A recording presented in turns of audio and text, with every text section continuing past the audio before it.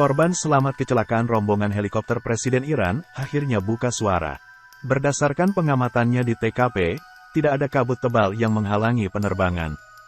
Hal ini kontras dengan dugaan sementara penyebab kecelakaan yang disebut-sebut karena cuaca buruk. Gholam Hossein Esmaili yang menjabat sebagai Kepala Staf Kepresidenan Iran juga naik helikopter saat kejadian. Namun, helikopter yang ia tumpangi berbeda dengan Presiden Iran, Ebrahim Raisi. Esmaili menuturkan, tidak ada sama sekali kabut yang menghalangi helikopter saat terbang.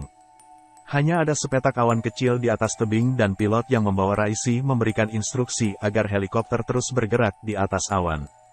Dikutip dari kantor berita IRNA via Tribun News, Kamis, tanggal 23 Mei tahun 2024, Esmaili mengaku cuaca saat itu cerah, tidak ada kondisi yang memperlihatkan cuaca buruk. Rombongan pejabat yang ikut mengantarkan Raisi juga tidak merasakan turbulensi yang terlalu mengkhawatirkan. Esmaili pun membantah bahwa gangguan cuaca menjadi pemicu kecelakaan. Ia baru sadar ketika pilot memutar balik karena salah satu helikopter tiba-tiba hilang.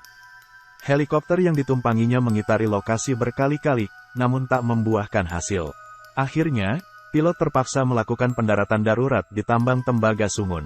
Adapun dalam insiden ini, dilaporkan Raisi dan sejumlah pejabat Iran termasuk Menteri Luar Negeri meninggal dunia.